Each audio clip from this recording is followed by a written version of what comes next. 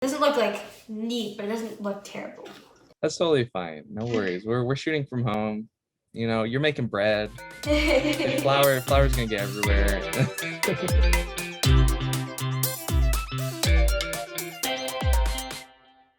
Hi, I'm Lila. I'm 13 years old, and today I'm going to be making and shaping and kneading almost no-knead bread with America's Test Kitchen Kids.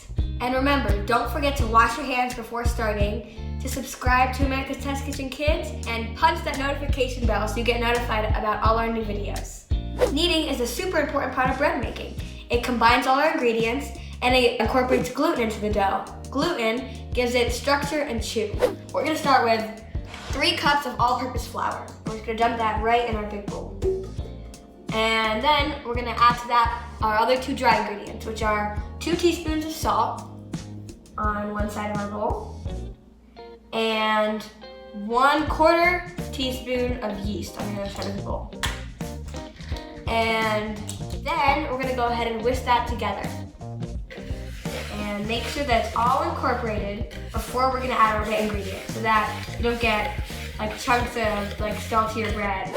Then we're going to add our 2 wet ingredients. 1 cup and 2 tablespoons of water to the center of our bowl for our dough. 1 tablespoon of white vinegar.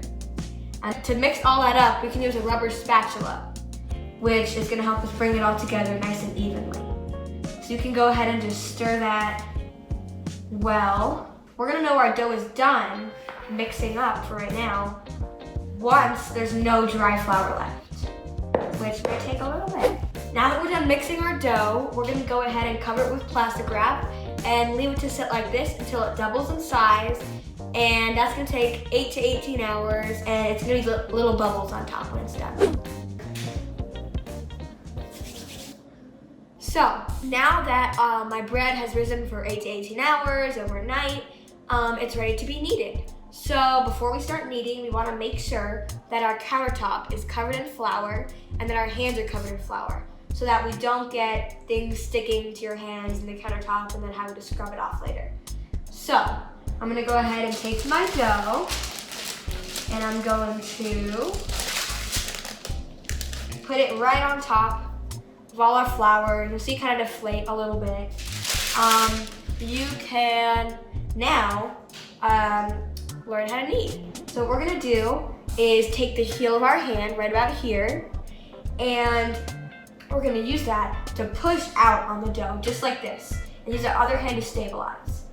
We're gonna pull back on the dough and make it back into its original shape, around its original shape. Now we're gonna rotate the dough about 90 degrees. We are going to push out with the heel of our hand again. And do the same thing. Now you can think of the dough as like a square. You want to hit all sides of the square and make sure that we're rotating evenly and kneading evenly for our dough. Remember, this is going to build up gluten inside the bread. So this is going to take about a minute. Since we're doing almost no-knead dough, we only need to knead it for about a minute to get it to its ideal texture and shape. We've been kneading for about a minute. You are now ready to shape it into a little ball. We're gonna make 2 little C's with our hands, like this. And we're gonna put them on the countertop right next to our bread. And we're gonna go ahead and rotate our hands, just like this. And you can kind of rotate your hands, rotate like this. And we're really trying to make it into a cute little like ball. You can just kind of rotate the bread just like this. Do it on this side.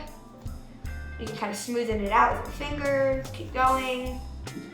And our goal at the end is to have a nice, kind of perfect ball with our hands. So as you can see, my bread has kind of reached that area. I can kind of use a little bit more shaking right about here. Yeah. Now what you would do is put it on some oiled parchment, lower it into a Dutch oven, and let it rise. Then we would bake it. But for full steps, we're gonna go to atkkids.com. Ta-da! So now I'm cutting my bread.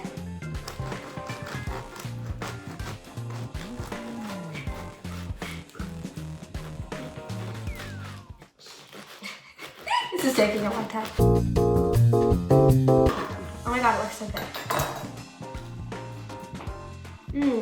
The bread is so good. You need to try this almost no-knead bread. It's chewy on the inside, crunchy on the outside, and you kneaded it yourself. It's so good. This is my brother Dar, and I'm making him some jam and butter and preserves. Hello! Yeah.